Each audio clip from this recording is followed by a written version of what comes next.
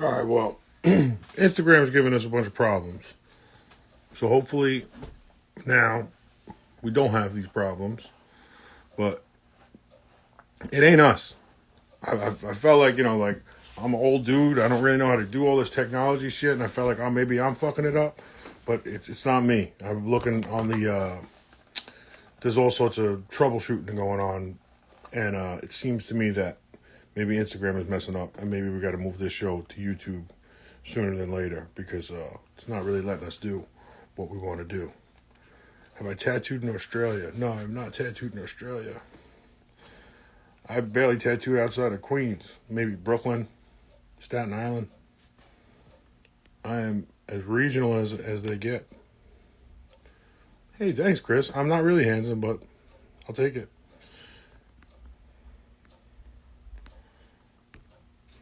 All right. I'm terrible at this.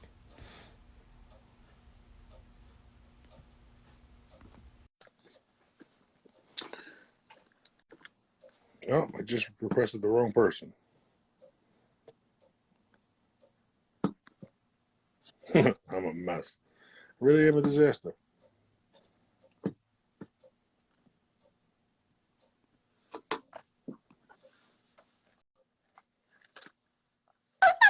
Yeah, for some reason, I think Instagram is not letting people add more than one person in the room on these lives. Now it's waiting for Sharky. Usually Sharky gets right in. Top feed is now gone. It's saying it's waiting for her. Rich has so. disappeared. Well, hey, there Whoa! This is a disaster. I fucking love it. I honestly I mean, if it wasn't a clusterfuck, it wouldn't be a show with me and you, right? No, it wouldn't. But I love it because it's so amplified by the sound of that fucking ticking clock that loud fucking, it's just, and then someone asking you if you have tattooed in Australia. Shit. Like I said, I barely go to New Jersey. I will pay you if you go tattoo in Australia. That's how bad I want to see you get on a plane and go to as far away. That's a long ass ride. I ain't going on fucking Australia. There's no way in hell that's happening, folks. So here's what I'm gonna do. You're gonna get drunk. Just get drunk. Just take that wine. Eat you there. For every technical difficulty that we have, I have a glass of wine. All right, you're gonna be fucked up. Man, last week I was blasted. I didn't even realize how blasted I was until I went to work the next day. And I was like, man, I got really drunk last night on an Instagram live. Well, I mean, let's do that one. Let's do that one week. Let's just both just go on Instagram Live and just get fucking trashed. Just me and you. Yeah, I love it. I mean, if it doesn't work with Amelia, this might be happening. This might be the one. It's safe to know I'm not scared. But yeah, what she's saying is that you can just invite her. She's not going to come into the room. You did? Okay. So she's just going to wait for the notification and try and jump in. No, she's in the room, and I did invite her, and it's still saying, it's now saying it's waiting. So I think yes! Boom! Holy shit. Amelia, I want you to know that you just saved us. Yeah. From getting trashed. I think I couldn't join from within the room. I had to go to notifications and do it that way. But I made it. That's fucking ridiculous. Welcome. Claps. Hey guys. Let's do a real intro here, folks. All right. My name is Sharky. The man upstairs is Rich Fi. He does the Google. He does the camera. He does the research. Yeah. But he does not leave Queens, New York. That's true. Welcome to the back room, folks. We are joined here with our lovely guest, Amelia Martin. I met Amelia when I first started tattooing, and they hadn't even started tattooing yet. And I was like, damn, this person's better than me, and all they're doing is painting. And it was just paint after paint after paint after paint. And I fucking knew. I was like, as soon as this person gets a fucking tattooing machine in their hand, it's going to be a fucking wrap. And you did. You wrapped it the fuck up. I like it. It is amazing. So welcome, Amelia. We're super happy to have you. Hey, it's good to be here. Right? In the Zoom land. So we like to start off all of our shows asking the same question, and that is, what does traditional tattooing mean to you, as far as like if you had to define it for an alien who had never been to this world? Uh, I could do like that Higgs quote that everyone likes about like being in the middle, not at You the can, end. yeah, absolutely. I feel like that's a great question. I guess everyone has their own idea of like what real tattooing is, especially traditional tattooers. For me, I guess like language would be maybe the most like apt description of it. I I feel as though like what I was drawn to with traditional tattooing was kind of like the simplicity of them, the outward simplicity, because there's very little to hide behind with that. And it requires a lot of grace and subtlety to really make a traditional tattoo your own, unless you know, maybe want to go the route of, you know, like being weird for the sake of being weird or something. But Which is huge right now, yeah. well, Now, do you think? and I'm not throwing like any shade at people who want to get freaky or anything, but I think that like there's a lot of restraint required in following whatever rules that you've given yourself for it. And I know everyone kind of has their own set of rules for it.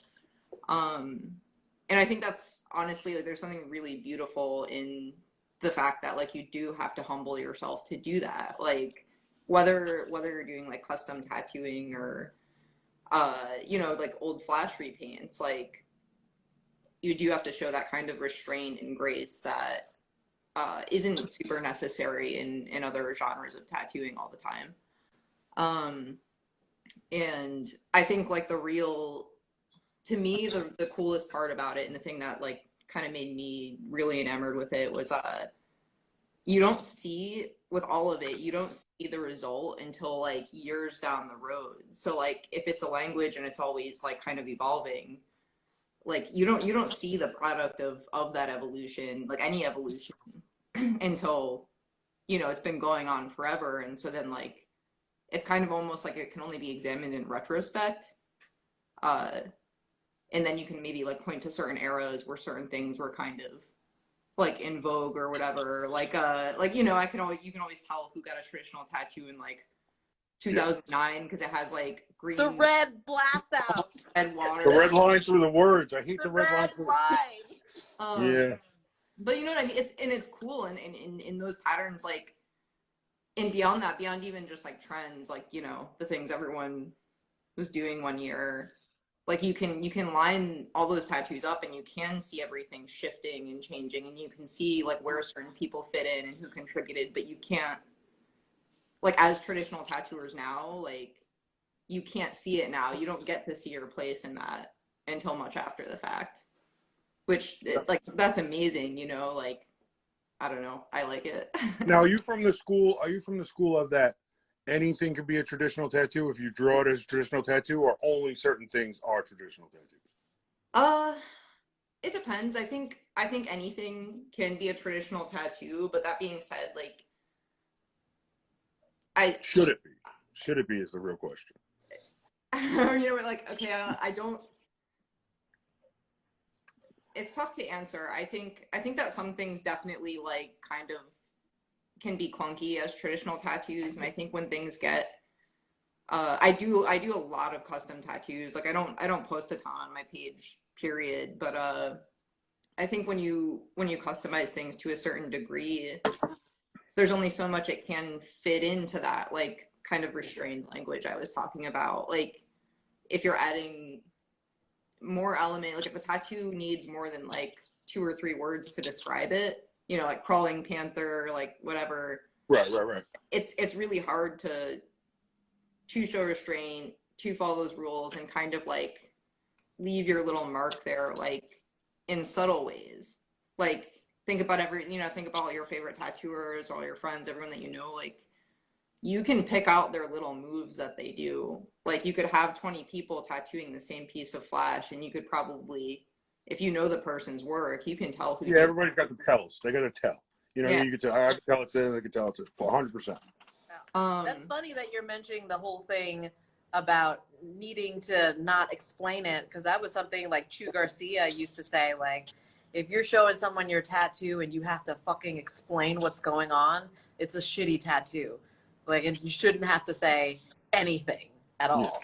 It's like, oh, well, I put this over here because I had to, da, da, da. I'm like, oh, so you fucked it up. So all you should say is like, you fucked it up. 20/20 rule, they used to say.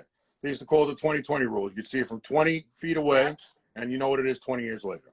Yep, As long exactly. as it follows the 20/20 rule, it's a traditional tattoo in my book. Yes. Yeah, totally and fucking agree. that rule is great, and I think something that I talk about this a lot with, like, a lot of things, tattooing, music, like non-tattoo art and stuff, like going back to the idea that, like, if something is simpler, there's less to hide behind. You can't really bullshit as much. Like, you have to do a good job, and you have to have a pretty strong idea of like how you're going to execute something. Which, like, the craftsmanship of that is really cool and amazing. Yeah, that's why we're all here. That's literally why we're all fucking here. But and when you started, I mean, correct me if, did Eric break you in? Eric, I didn't apprentice under Eric, and I also worked at a street shop in Buffalo before. All right, yeah, so take us all the way back. How did you actually get your start into tattooing? Because when I finally caught up with you, you were like kind of like Tumblr famous. Like, I was just seeing that. So get us there. Okay, so when I met you, I was apprenticing at a shop in Western Mass. There weren't any traditional tattooers there, really. So I was trying to meet people, like, I was writing people letters, doing, just trying to get critiques on work and stuff. And I had seen Hunter Spanks was doing like painting a day for a year. He called it like a 365 project, and I thought that was really cool and a good way to practice. So I started, I did one on my own, and unfortunately, I was, posting them to the internet. No one told me to wait until I was actually good, but so I think fucking own some of them. Fuck yeah, that. yeah, yeah, the Cosby portrait, R.I.P. But yeah, like so I was just doing these paintings basically for practice and documenting it publicly, which I don't really agree with that anymore. The learning process should be a little more private, I think. But I was running wild as an apprentice. So yeah, I was working at this shop in Western Mass full time. I didn't get many opportunities to tattoo much there. It was like once a week. All the rooms were locked, so I had to like ask somebody to use their room on their day off, things like that. Ew. Eventually, I think after like 2 years of apprenticing, I just decided to try to get a job. So I had a friend that was moving to Buffalo, New York, and I rode up with him and just walked into shops with like my few pictures of tattoos and my book of paintings and stuff, and eventually landed one at like a street shop just to take their walk-ins and things like that, which I was like pretty unprepared for. It was like a real sink or swim situation, but it's supposed to be. Yeah, 2 weeks. I had 2 weeks. They gave me Yeah, 2 weeks, 2 weeks training, and then they're like, all right, you do Yeah, the you're name. good enough. but I think it was good. I honestly, like, I don't know. I'm grateful for that experience. I only did a few months at that shop before Eric Foster offered me a job. And so I ended up working for Eric for a couple years, and I learned a lot from him and had access to a lot of Flash. Like, things weren't as readily available back then. I think I got my first iPhone when I started tattooing. And the resources like weren't what they are now. This was like 2013. So it was like really exciting to be in a shop that had like a Flash library and actual traditional Flash on the walls. I think like, I would go through like at the shop I learned at, we had like a Flash rack, and there were cool designs in there for sure, but I had just like never, other than those like kind of spiral bound line drawing books and stuff, like the Fred Marquand book and things like that. I didn't have a lot of Flash when I was an apprentice, so that was like really exciting. I painted a lot. Josh Adams worked at that shop at the time, and he was always painting. And taught me how to like properly use a nib. I think I was lining paintings with like a micron or something before I worked there. I still do. Yeah, I would Shit, I say. use Sharpie. And Rich uses fucking Sharpies. Goddamn right. I'm a nobody dirtbag. Yeah, I use Sharpie. Whatever. There's nothing wrong with that. I just think it's much more frugal. The nib is a lot cheaper, but yeah, I would say like most of my education came from working with Eric at Rise Above and with Josh and everyone there. So that was like my real apprenticeship, I would say. You know, like the first couple of years were definitely getting my foot in the door and painting and stuff, but I didn't have too much guidance on like how to execute proper traditional designs until I had access to a big Flash library. I think every good tattooer has multiple almost apprenticeships. You know what I mean? Like there's a multiple, you know, you get someplace and then, you know, I've been at the same shop my whole time, but you know, there's definitely been different levels where like you meet somebody and it's like, all right, well now you're hanging with this person and they teach you, you know what I mean? And it's like and then once you get older like I am, then you start learning from the younger people. It just happens. You know what I mean? It's just the way that tattooing is. Yeah, I mean, we're a microorganism together. You don't think so, but we really are. And as you start joining together, all the little pieces come together, become that hive mind. We're all links in the chain. Just knowing you for as long as I know you, like when I first met you, you were doing one type of thing, and then you got over there you came to Queens, and you were with Pete and Kubo and them, and then your tattoos got way more traditional, and now you're doing your own thing. You know, you're doing a different thing. You know, it's just a constant. If you don't evolve, it would be whack. Epically whack. Yeah, absolutely.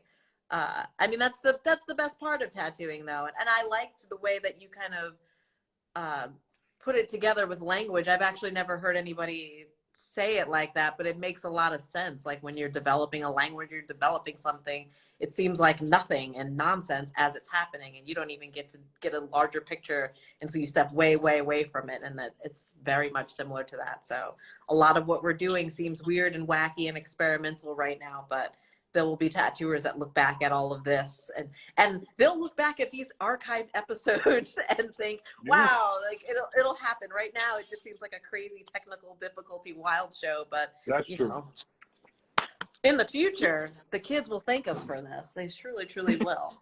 But on our last show, on last week, we were talking to Pon and Pon Demand, and Pon and Richie kind of came up in the same time in tattooing in Queens, and they were just kind of discussing, like, you know, that tradition of kind of being mentored in by people and broken in is a little bit lost. And we were saying, like, perhaps my generation of tattooing was like the last of it. And when I thought about that more, I was like, I really think it goes a few years back to where you are. We're not far. How long have you been tattooing, Amelia? Like almost 8 years now, I think. Yeah, we're not that far behind. I'm at 11, so you're at 8. And I was like, I really think that was the last time I saw somebody like going through the trenches and doing all that really hard work to get to where they were going. I was so fucking impressed by it, because I just feel like now these people who are, I mean, super talented at tattooing, very great at drawing, but it's so easy for them to just put their work out onto the social media platform, gather a following, get a clientele, never have done walk-ins, never worked at a street shop, only do what they like. That happens so fast that I feel like there's a part of their soul in the tattooing that's missing. It seems hollow and empty.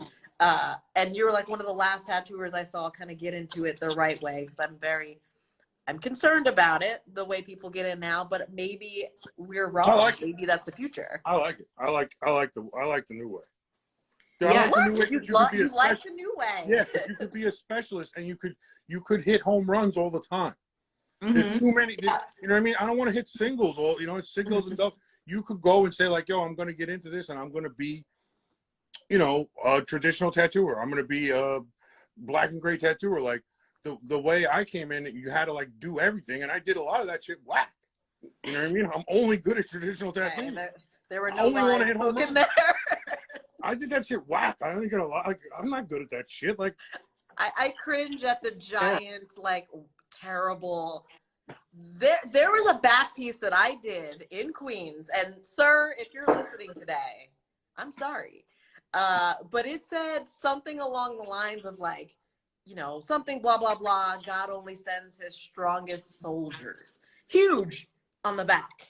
And it didn't say soldiers. It said sodders. It said the wrong huge. So then I was forced into this giant back piece to cover it up. And it's like easily the worst depiction of the Statue of Liberty that's ever existed on a human being's back. Sir, if you're listening tonight, I'll fix that for free. that's what I'm saying though. Like the younger generation in tattooing, like they didn't have, like you can refuse to. I mean, I'm sure. Do we all in this room refuse to do a lot of tattoos all the time? Like, yo, I don't really do that style. It's Absolutely. Yeah, absolutely. I never like I didn't get to do that early on, and you know, luckily that I'm as charming as I am, and I got away with it. But you know what I mean? Like it really, I really didn't do that great a job on a lot of those tattoos. Like I tried my best, but like traditional tattoos is where I hit home runs. I don't know, but I feel like you need to feel the failure. No, Like, I don't want to no, feel no what, failure. Amelia, jump in. I mean, okay, but I agree with Rich. Like, I think that, like, I think all of us fucked up, like, a lot of people in our learning process, and in the expectation that, like, every tattooer has to be really versatile. That was, like, very much the standard. Like, when I learned, when I'm pretty much until, like, whatever the current era is, you know, like, I guess, The Instagram era. yeah, yeah, exactly. Like, I don't like calling it that, but it is. And, like, there was this really, like, honestly, to me, like, a really, like, fake blue collar, like, attitude towards it, like, that I thought was kind of bullshit, because, like, nobody wants to fuck anybody up. Like, nobody wants to do bad tattoos, and most shops expected you to do bad tattoos for money, which I think is, like, pretty unethical. It's whack. It's whack. Yeah, and I think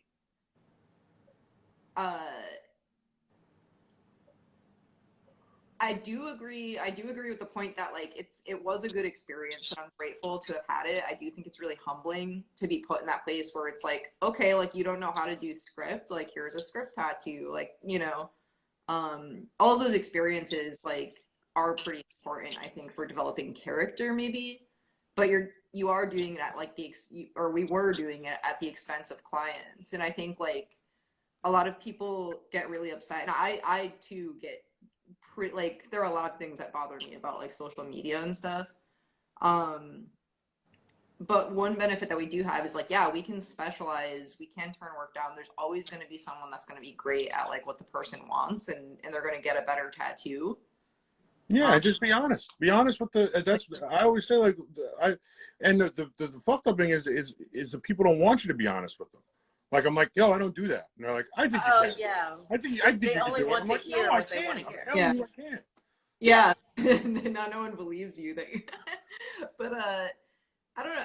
I think there's, like, of course, like, it's such, like, a kind of milquetoast thing to say, like, oh, there's pluses and minuses to everything, but it's true. Like, I do think that maybe a lot of younger tattooers are missing out on a lot that I think was overall good, and I think did, like, not only shape me as a tattooer, but as a person. I think tattooing really did influence, like, my, you know, it made me a more confident person, for one, or, you know, I'm a lot more capable of talking to people than I was when I was younger, and a lot of that comes from having to, like, pretend you're really confident in your work early on. Yeah.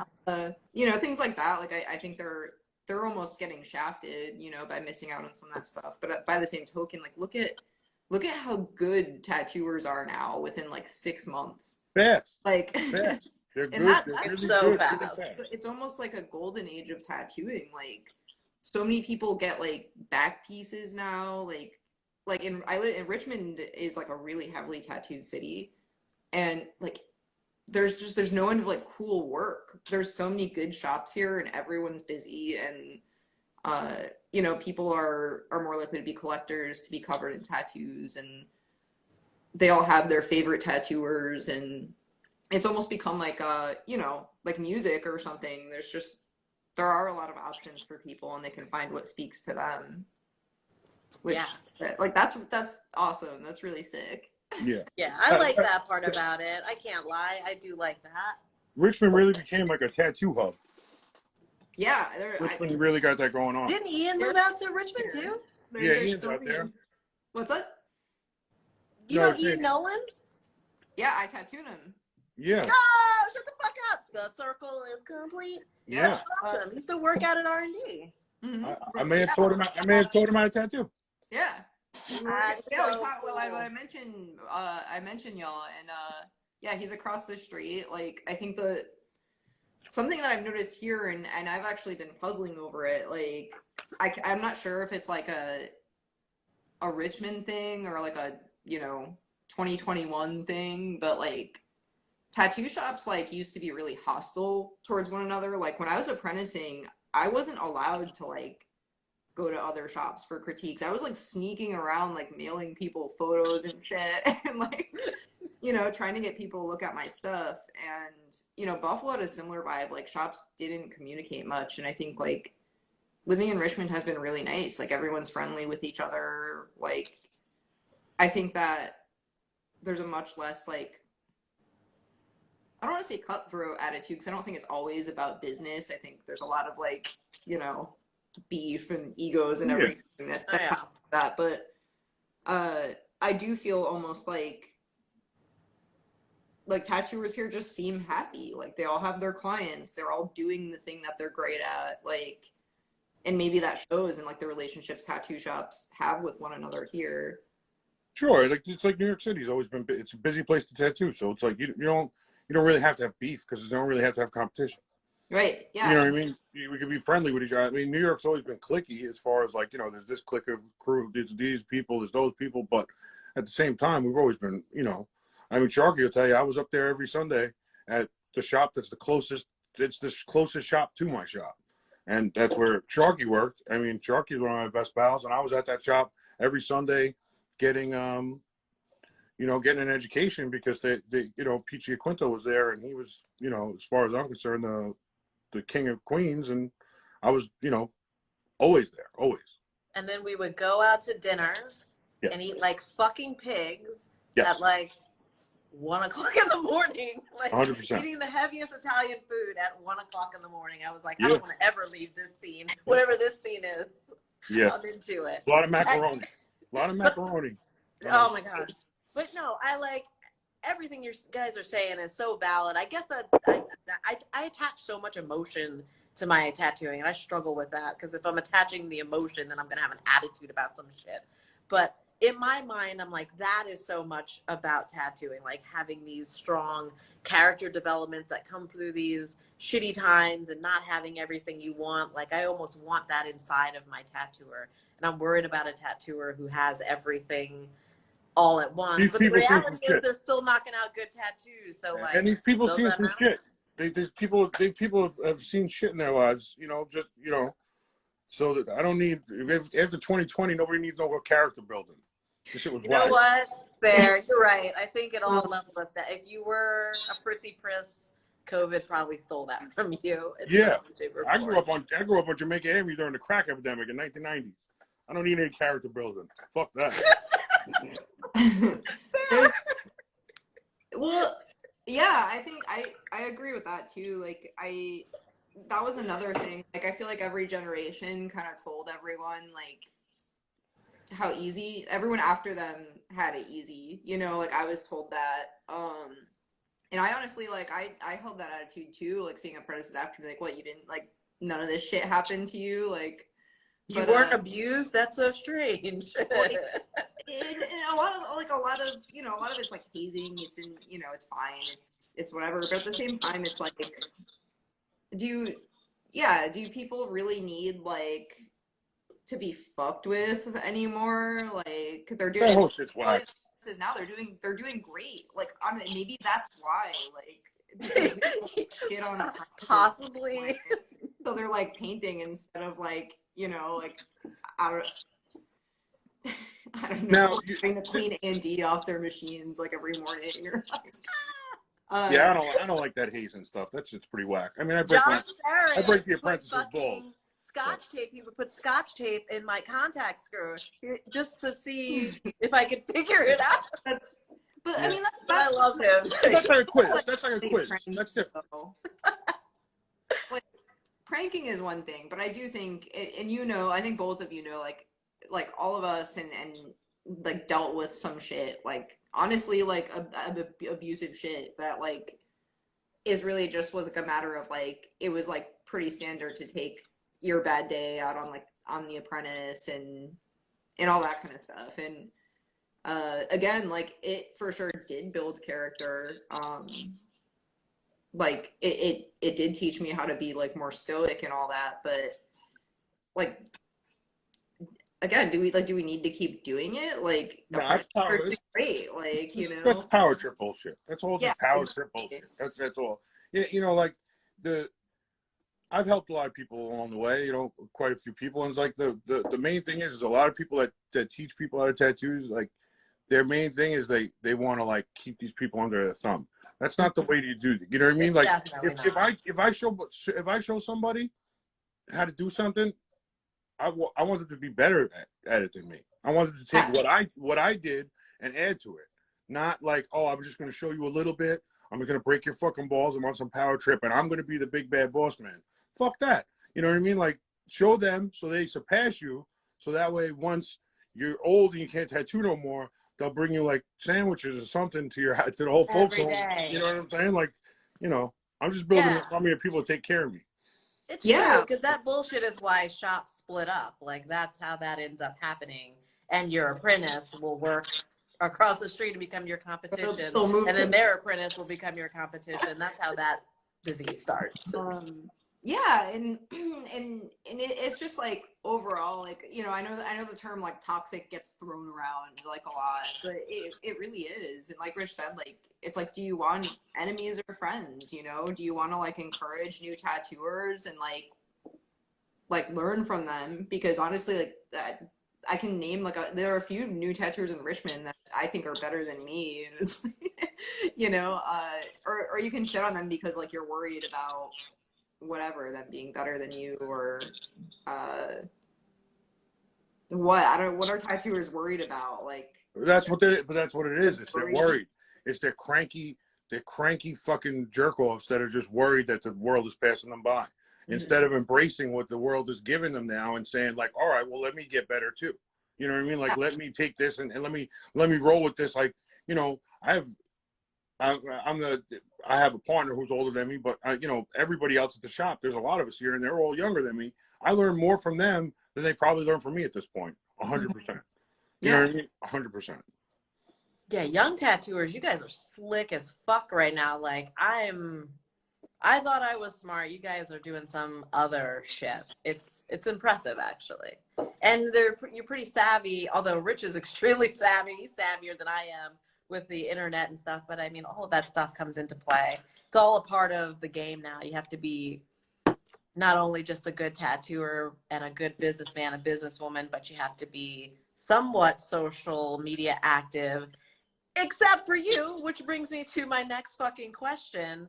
You have found a way to kind of fight the machine. You take very large social media breaks. You will not be active on it, and yet you have still been able to kind of cultivate your career, do what you want to do. Can you just kind of talk about that, what it probably was like an exhaustion of social media, which made you walk away? Well, I mean, I was really active, and I still look at it like every day, you know. I think it has very little to do with tattooing. I think that what bothers me most about stuff like Instagram, like I like pictures of people's babies and tattoos and all that. I think photo sharing is really cool. But I think like there's a lot of really like cynical stuff going on in tattooing and art and in general that I really don't like seeing. That makes me like find the app and stuff less appealing, where people are kind of like prematurely trying to build like brands personas or things like that without really having anything to like they're almost like building the brand or like the identity first and then trying to fill it out later. Fake it till you make it. Yeah, but There's a lot of that. It's kind of disturbing to me. I don't know. I think like I think it's just I don't know how else to explain it, because I think it's like kind of like poisonous to one's mind to start like feeling like your identity is your social media presence. Because I always thought this app was like fun, you know. This is like where I tell my little jokes and goof off. But TikTok is fun. You gotta get on the TikTok. I'm gonna switch. The But, TikTok is the fun one. I have mad fun on TikTok. Well, sorry, let me tell you. no, I like the, you know,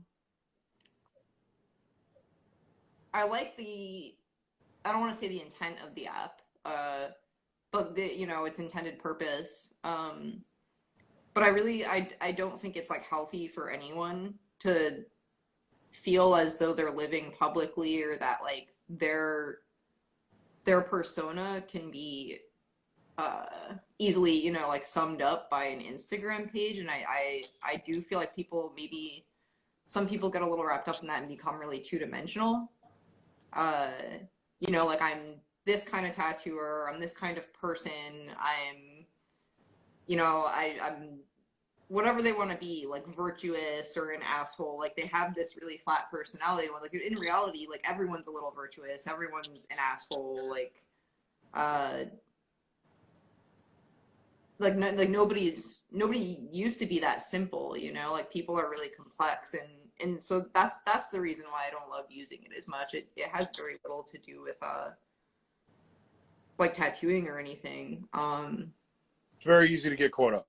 I've found myself caught up in Instagram too much, and had to like say, like, you know, like quarantine really changed the, you know, flipped the script for me. Like I was just like, why do I care that much about this? You know what I mean? Like one of the main things that I found myself, that I've told this story before, I don't know if I told it here, but it was like I found myself using a particular yellow.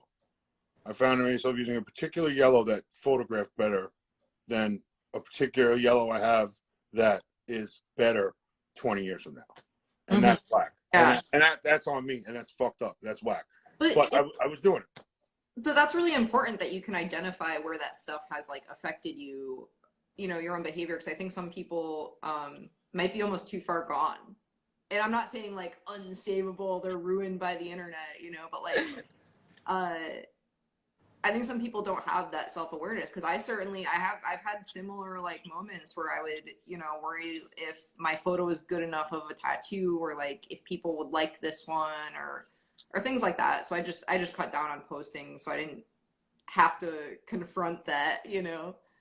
But yeah, it's difficult. There's been no other, I mean, I'm sure there's other things that tattooers have faced in the past, but I feel like this generation is the first to ever have to deal with the fact that everything they do all the time in the tattoo chair has to be put into this small container to be put on show for the world to see and agree with and love every single day to be valid, when the best way to view a tattoo is in person on the skin as it was intended. It will never look or translate the way it should be in a photograph ever. 100%. It's, you know, so it puts us all in this position where we have to be, you're buying ring lights, and, you know, me, like I'm trying to like get like a whole photo studio going on in the fucking shop, and I'm like Quentin Tarantino with the fucking camera, and I'm doing, and it's like, when has that ever had to be a part of a tattooer's job? Like there's all these other things, and it creates all of these stresses, and social media then becomes a headache and another rat race. For many of us, that's a really, really hard space for a lot of people to get. I feel bad for younger people doing it. Well, I feel bad because you go like that, they start pulling the picture up, like, you know what I mean? You pull the picture up, man.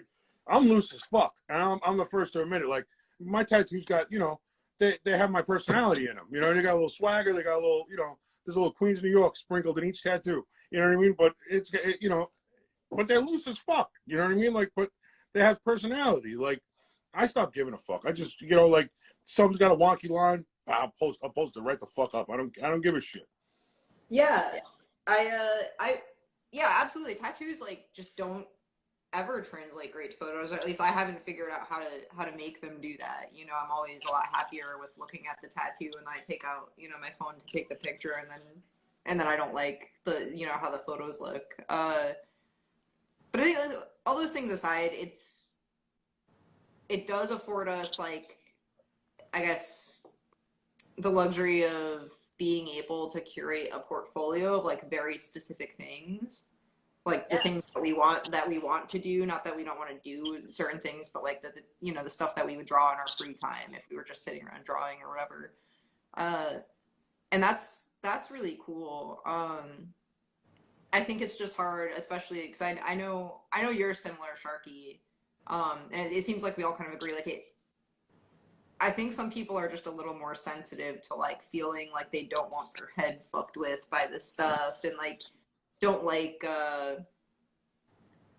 I guess like the performance that a lot of people like have fallen into giving on it, like because it almost encourages, like, again, like just really flat personalities, flat tattooing, like uh it it does to everything like what the phone camera does to tattoos, you know, like it just doesn't, it doesn't show everything, it doesn't show the complexity of things. And like Yeah. I think as long as like one is aware that it's like kind of silly and you know, treats it as, you know, a toy on their phone or something, I think you're probably good. But I do see it kind of like leaking into like influencing a lot of social interaction and stuff that worries me, I Yeah, guess. absolutely. Like I'm married to tattooing.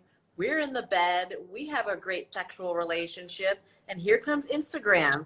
Instagram wants to get in the bed too and have some fun. But it's like, I can't do it both. It's fucking, you know, that's what it feels like. It feels intrusive. Instagram is in a sacred place. And you got, it's like a mistress, like a side chick. It's Yeah, obnoxious, like I a mean side chick. it definitely feels dirty sometimes. Yes. But yeah, I don't know. Again, like there are benefits to it, but I don't like seeing like narcissistic qualities start to like kind of invade like areas of life where they hadn't really maybe existed before, you know. Um, and so I guess that's my main issue with it, is most of like the social impact that this stuff has on like maybe people's development or even happiness, including my own, because I'll look at that stuff and be like, this shit is so cynical and like fake and like you know, and it'll bum me out. I'm like, why should I give it that, like, you know, that power Yeah. over like my feelings? Like, I see a lot of especially like some of the real younger folks I know, like they really, it could really fuck their whole day up, like bad, like instant, Yes. like I mean I'm not trying to say that I don't, like I said, I get caught up, but like I'll post something and then it's just gone, and then I'll just check it like a couple hours later while I'm smoking cigarettes, standing outside, and you know, ooh, lakes. yeah, but it is like they say, it's like, you know, they do the same people that design this shit are the people that like design slot machines, like it's doing Yeah, something to our brains. for sure. And I think like it's that makes it like fun and like a game and all that. But uh, I do think like, again, it's like it's corny, but just like prolonged exposure to this stuff, like it's it's designed to mess people's heads up. It's designed to make them feel inferior to an influencer, like they have to buy shit. Like there's ads now. So you know what, like you know, you scroll by someone that seems like their life is awesome because they're posting the best parts of it, and then you get like an ad or, you know, whatever, something to Yeah. make you happier, and like and that's almost less toxic, you know, than I guess than people that like are using it to, like, again, just to cultivate these shells, kind of like these personas, when really it should just be a place to put, like, you put your pictures there, or you see if someone thought they were cool and that's it, you know. Yeah, for sure. Well, there's one thing that social media is good for that it doesn't seem like it's fucked up, and that's music. You get access to music and bands, which brings me straight segue into the next shit. Let's talk about fucking music. Rich Vi is in a band, Caught in a Trap. Is it my imagination, or were you in a fucking punk band? I was in a few punk bands, but Yeah, I want to talk about that because I don't. when I went to your house, you had the most like punk shit going on, and it was like your songs were on cassette tapes, and you were like, let's watch a movie, and it was a fucking VHS, and I was like, oh shit. I was like, this bitch is as punk as it fucking gets, and I love it. So let's talk about you, the punk scene, and music. I wear these kinds of shirts now. Just regular shirts. Wait. Yeah. Did you make the shirt? What color? I do the high collar too. Are we buttoning up? No, I mean, punk for sure. Like, obviously, like Rich or like you, like with metal or whatever. Like it, of course, that like led me to tattooing. Everyone had tattoos. Like, you got to see tattoos, but they looked cool. So I guess there's like definitely that like kind of association. Was that what you were asking? Sorry, like. Or you just want to talk about I was like just trying to get you to talk about being in a punk band. like pull out a synthesizer and play you guys like a little. Pom pulled out a fucking puppet last week, so no one can shock me with anything that they bust out of off screen. It was a puppet that looked like it was him in a puppet form. Yeah, that's weird. It was awesome. Punk rock completely for sure made me a tattooer. That's 100% true.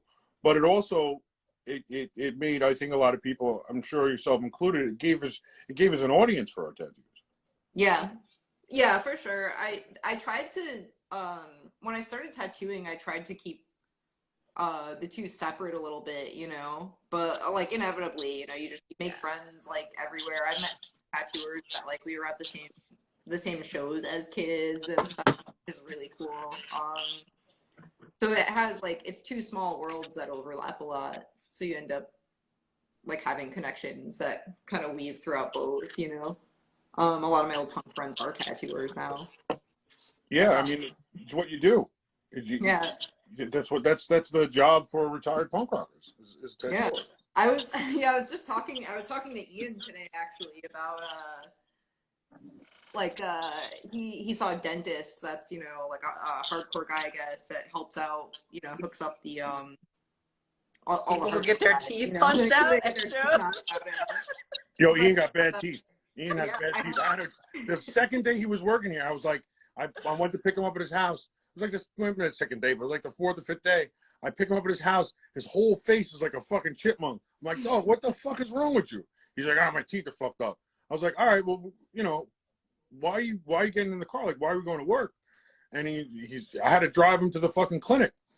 His teeth were fucked up. I'm sorry. I was just thinking about it. Those were the same teeth. But yeah, he was talking about that, and I have an accountant that also is like, used to be a punk, does an adult job now. We're talking about how like we wish that fewer punks and hardcore people would get into being like a tattooer or a teacher, because those seem to be the two jobs. Yeah. Like they're become like doctors, maybe lawyers, like.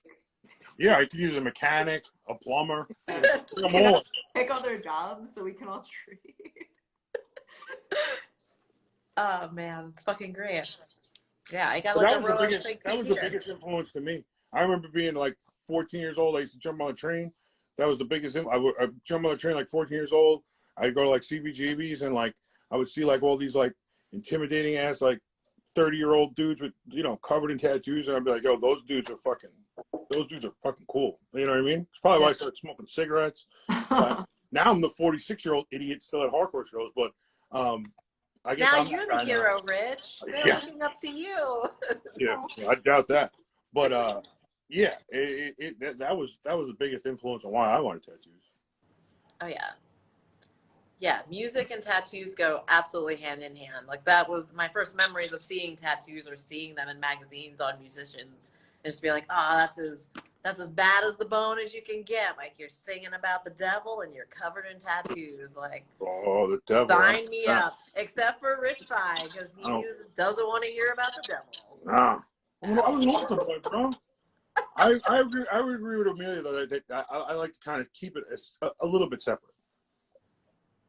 You know what I mean? Like I don't really love the whole like the last thing I wanted to be is at like a tattoo convention where there's hardcore bands playing. Like it's like Right. I just, Or like for example, like I don't, you know, like when I still played music, it was just like I didn't want somebody who had seen me like crawling around on a floor to like come into my work like in like during the day and like how are they supposed to trust me to like do their tattoo, you know? right. So I think like a lot of the antics and stuff, just like I actually like would get worried that like I would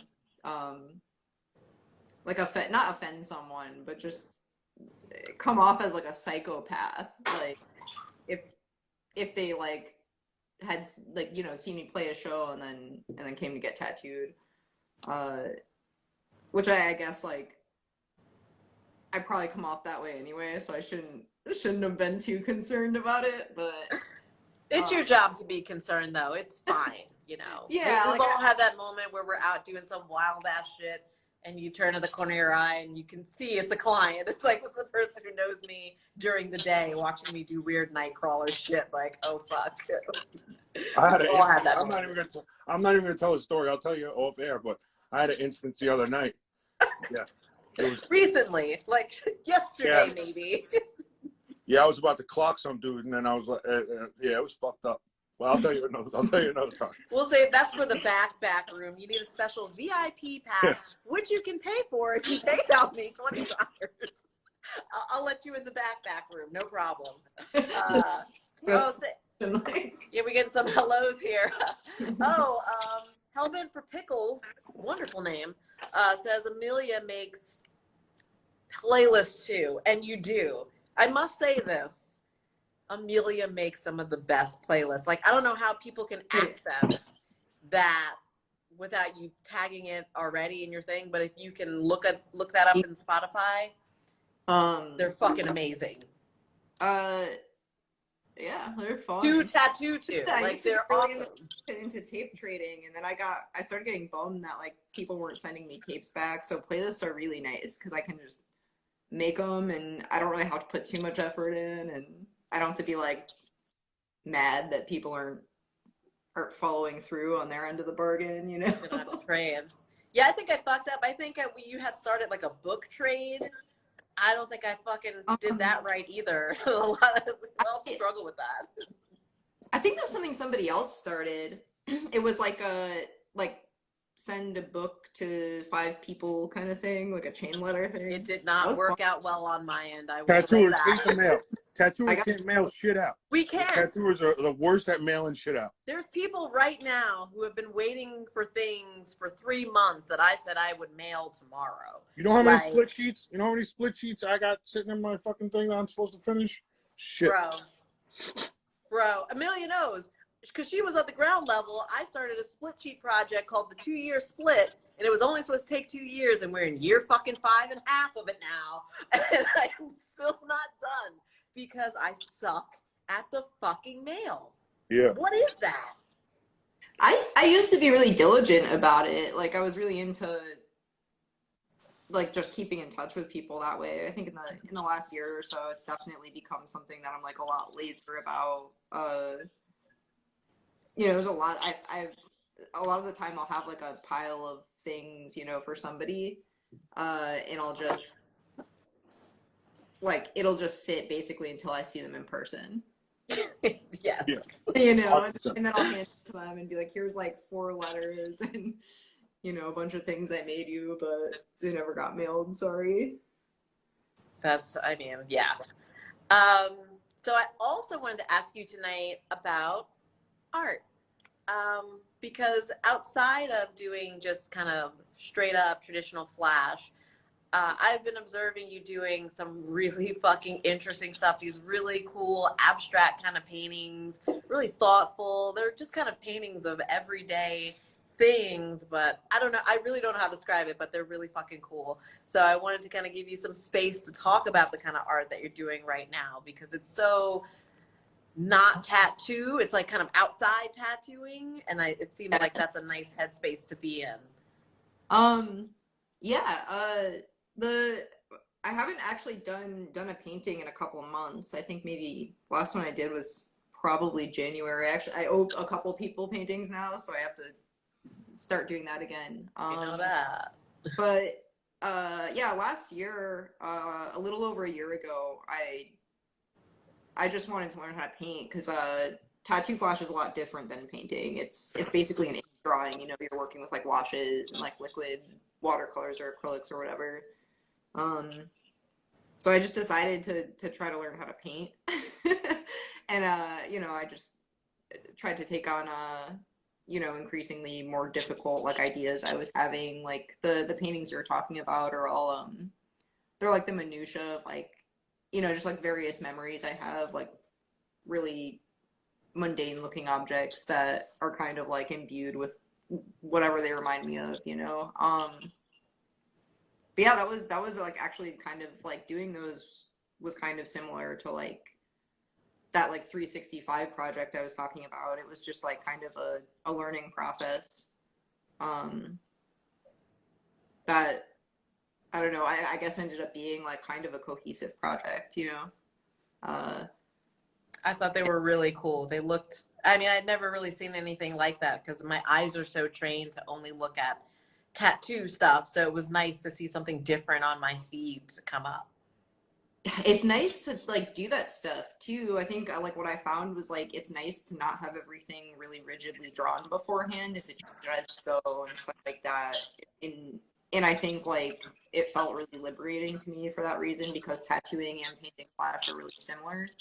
And that like mistakes can't really be like they can be reworked, but not in a way that like is ever as good as your or like original intentions, you know? It's just kind of like a thing. As opposed to like I found with like painting with acrylics and gouache and stuff, sometimes the mistakes like made you do something that, you know, that made the painting better, which is cool. So yeah, I don't know. I was doing those. I've been doing a lot of text art the last few months. Did you know how to paint flash before you were a tattooer? Yeah, I was painting flash before I apprenticed, but like not well, you know, like, and I wasn't even necessarily like painting like old flash designs. Like I think that's a really important way to learn. But I was just like trying to make traditional versions of like my goofy ideas or like, you know, and it didn't always work out well. Like I have things still that I didn't like give to people or sell, and like I feel bad for everyone that received those as a gift. They're not great. I didn't learn how to paint do flash, and it's weird because a lot of people know me for flash, and I didn't know how to do flash until well into my tattooing career. That's yeah. I think it's like Same it's here. a generational thing, like. Because I definitely like when I started apprenticing, it was definitely at like the beginning of like this current like internet age of tattooing, and I think it was just a matter of like I saw, you know, tattooers on their like websites or whatever they painted flash, and I was like, okay, I gotta paint flash. Like this is what a traditional tattooer does, you know. Yeah. Right. I mean, I think that's a good formula to. I mean, I remember when I was starting out, like. I come from a graffiti background, so I was doing all this stuff with markers and stuff like that. And the shop I was talking about with Sharky, that Sharky worked at, Pete and Kubo's, I would go every Sunday and bring Pete and Ronnie, who worked there, this flash that I was doing. And it was not tattoo flash. It was just weird graffiti, like kind of random tattoo drawings that like, it was not good at all. And I gave that shit to a lot of people too. I cringe at it. But, I was giving it to them every week, and it was like maybe 8 months in of me going there every Sunday. They finally like handed me like this giant envelope of all this reference stuff. The And this fucking was, manila envelope. You got one. this is really before. No, it was actually a brown paper bag, and they wrote Oh my like God. real nice on it, like, you know, use this. Like, you know, like they kind of like wrote on it, like, you know, stop fucking up, stop fucking around, and use this stuff as your reference stuff. And it wasn't until I really started. I mean, Rob Freund, who was one of my mentors, he was really good at flash painting, but I got these giant fat hands, so I can't paint. So it wasn't until I met them and started fucking with like colored pencils that I really got like that East Coast vibe of. So I think it's dope that a lot of people like can start on that. You know, that seems like a more natural progression than doing flash 8 years after you. Yeah, for Yes. sure. Well, it's like it ties into like I feel like every generation having it a little easier, you know, like I was told and I knew to paint flash before really anything else. And I think like most of my friends that learned before me, even like in the 2000s, they didn't really start, you know, until later on either. And it was more of the sink or swim thing. It was just like, you're gonna tattoo, like eventually maybe you'll figure out a style. Like, you know, I feel like most people didn't like the average tattooer didn't really like it didn't like benefit you, you know, to have a specific style. Like Yeah, it was actually a bad thing. Yeah, yeah, hear you. exactly. Like so I do think like the flash thing probably ties into all that. Like the more, for better or worse, like individualistic aspect of tattooing now like allows for that, I guess. No, that makes sense. Like I said, I think that seems like a more natural progression than the way I had it. You know what I mean? Like, it seems to me like you could kind of like cultivate a style and show people like what you do. Like I didn't have anything to show them really that I did. I was just like, all right, well, you want a tattoo? What do you want? And they like read me a laundry list of what they want. You know what I mean? So it was like, and then I have to try to figure out how to draw it. Like, it wasn't like I was showing them something. It was like, no, I want, you know, a frog, and I want him to have a gun, and I want to, you know what I mean? Like, they're just like laundry listing these things. Like, I would kill to have someone ask me to do a frog with a gun. early I on, want to say that right now. early on in my I love tattoo, that. dude came in and he was like, I want a frog with a Puerto Rican flag as his cape, and I want to have guns. I was like, all right. And I drew that like super early on, and it was awful. Well, yeah, now we can go on like Google and like look up like how would a frog hold a gun? Yeah, you could Google those exact words and you would get the greatest fucking oil painting reference of that you've ever seen in your life. Right. Yeah, I think I did 10 years without a computer. 10 years with no access, 10 years of tattooing without any access to any digital thing whatsoever. And 10 years of tattooing without ever taking a picture. That's so awesome. I think that's so awesome. That'd be nice. I just did tattoos. What's that? I just did tattoos. We didn't have digital cameras. You just did tattoos. As they were meant to be. No, I like it better. I like it still. I still like it better this way. Well, I want to let everybody know that we did it. We have finally made it to an hour into the show, which I'm so happy because it got all messed up 3 times, which is what normally happens. So this is the part of the show where we like to open it up to everyone in the audience. Rich and I are going to kind of scroll through the comments and see if there were any questions throughout the discussion. If you have new questions, now's your fucking chance to put them in there now so that you can have Amelia or any of us answer these questions as we kind of close out. And there is no time limit on this, just so you know. So unless anybody has a bedtime, ask any question you want. We will keep going for as long as we need to. I want to hear these. I'm seeing this thing about the playlist. I want to hear the playlist. And so, man, there was a playlist Amelia put up and it had it was like samurai, Japanese punk band, and it played in the shop for a fucking week. It was outstanding. Everybody at the shop plays my playlist all the time. I turned these motherfuckers on to Shaka Khan, Patti LaBelle. They didn't even know it hit them. Now you got these motherfuckers 22 years old dancing around to fucking Patti LaBelle. Mm-hmm. What do you know about that? I know a lot Oh, about okay. So Dave _ New Jersey wants to know, Amelia, where do you go to get your machines? So what are your daily drivers, Amelia? My daily, hands down, my favorite machines come from Henry Rodriguez.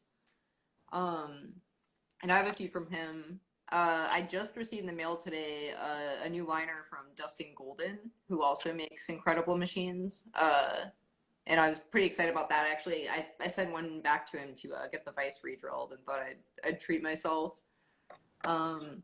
So I would say definitely, like, I think that builders are really, they're not specific to their customers, but you end up finding builders that obviously tattoo kind of like you. Agreed, yeah.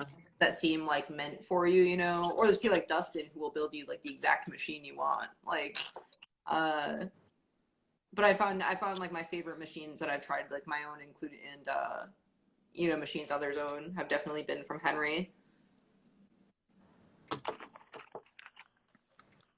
Yeah, I agree with that whole thing that now a lot of machine builders, when you do find them, it usually ends up being because you love their tattoos and you're like, oh, this person builds machines too, holy shit.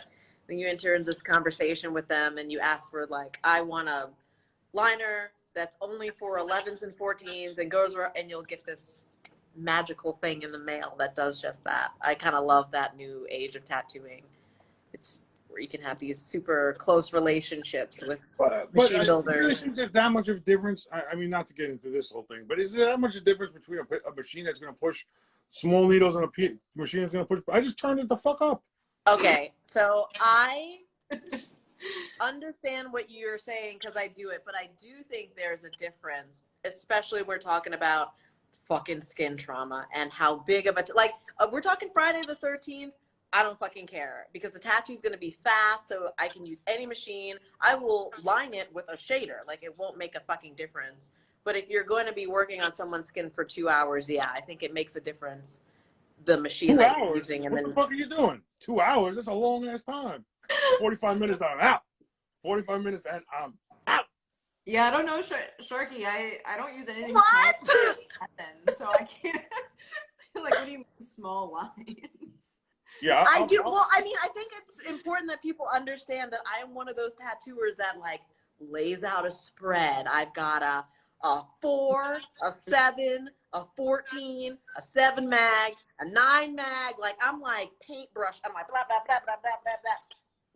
So there's something in this little box. There's something else going on. So it does matter. But when I tattooed you, Richie, I just used, you know, one liner and I turned it up real loud. I saw that shit. It was on 18 volts. I saw it. I took a picture. I took one fucking look at your on my knee, knee. and I was like, how on do my I fucking get through knee, this bro. skin? Hard battery. Tattoo my knee at 18 volts. Shit. The skin looks I use thick. one machine. I use one machine for the whole tattoo. Oh man. I don't even use a different liner and a shader. One tattoo. One machine. So yeah, there's the I mean, it depends on the person. It depends on the fucking person. Because all the tattoos you've done on me look fucking great. They look fine. Both battery and all. Car batteries, bro. Let's see. Russ. Hey, what's up? Russ is in the house. Russ, I'm going to tell you one more time. I want that fucking jacket that you're wearing in that photo. Russ says, Shaka Khan been on the shop for a minute. That's goddamn right. Oh, are you going to answer this question, Rich? It says, what's that 20-year yellow you're using? Imperial yellow. Oh, there you go. You can't get it anymore. Now I was like, now how are you going to get it? You can't get it. So I could spill the beans. Like, yeah, Imperial yellow. It doesn't exist anymore. But I just wanted to also says Gil the drill. Yeah, I mean, getting tattooed by Gil is a whole other kind of situation. He will also only use one machine on you. That's a fucking truth. But Gil uses rotaries. Yeah, I was using that wireless rotary for like 2 weeks. I quit again. I'm back on what I was. 2 episodes ago, you were like, "This is changing my life. It's over now." Well, you gotta keep trying new stuff. I mean, it's Did good. You throw it out? Where is it? No, I still have it. I'll still use it again. But right now, I'm back to my old way where I use a liner and I use it in a 7 mag tube. A 7 mag tube, so it's like I turn it so it's like a V, and I use that as my liner. And then once I'm done with the tattoo, once I'm done lining it, I just turn it back to the straight, and then I smash the needle with pliers, and then it goes pop, and then You I do the fan. shave You're it big on the fan. Yeah, and I just keep, I just, yeah, boom, boom. I tattooed a back piece, and I did a full back piece. I'll post it on my story. I did a full back piece outline in 45 minutes this afternoon. I'll post it on my story. To Christ, the old one, the Coleman one. It was fun. But let me just say this real quick. Right here, this is my friend Randy Rush. I don't know how you say his name, but he's saying he's guilty of rocking the Rich Five playlist. Me and Randy are going to drive to New Orleans. We've been talking about it. Meet you there, yeah. All right, you're meeting me there? Mm-hmm. We're going to drive to New Orleans. We want to get tattooed by Jackie. Randy's going to show off his whole front that I did. He said he's not going to wear a shirt the whole time. He's a handsome guy. So Love we're going it. to have fun. Shirtless New Orleans fun. That is a great way to start. That's the great way to start a day of drunken debauchery. Let's see. CF.UI says, Amelia gave me the best tattoo I have. If I'm ever in Richmond again, I'm going back and getting more. More. Do you, just by looking at this tiny photo, Amelia, do you remember what that tattoo may have been? I can't see from the tiny photo. Can I zoom? CFUI, tell us what the tattoo was. Wait, I'm scared. I'm scared if I click on the thing, It'll go away. Yeah, maybe don't. Yeah, I'm gonna leave this thing. Hi, Mike Attack is here. I mean, well, this has been, if you guys have any more questions, please feel free to put them in. But this has been like an absolute fucking pleasure. Amelia is one of my favorite tattooers. She is disciplined. She's one of my favorite tattooers now, too. Her work is consistent. And I just, not that people don't know who she is, but I feel like not enough people know who she is, because tattooing is super connected. There's all these little connections and people just don't see them. And that's a lot of what this show is trying to do. That is a lot of the purpose of why Rich and I are doing this. We want to bring all these stories to the forefront, let everybody kind of give their own record of history, put it in the bin, and then you can do what you will with it later on. Like, this is as much of the job as we can do. We're going to fucking do it, regardless of it. Instagram Live doesn't want it to happen. We don't fucking care. We're going to eventually move this to YouTube. I think it's because of me. No, we have the same problem. No. Oh, you know what? Leave us with this one story, Amelia. You got tattooed by Leo, like on your neck. Can you just show us the tattoo? Sorry for people listening later. And just tell us about that process. I have a couple from Leo.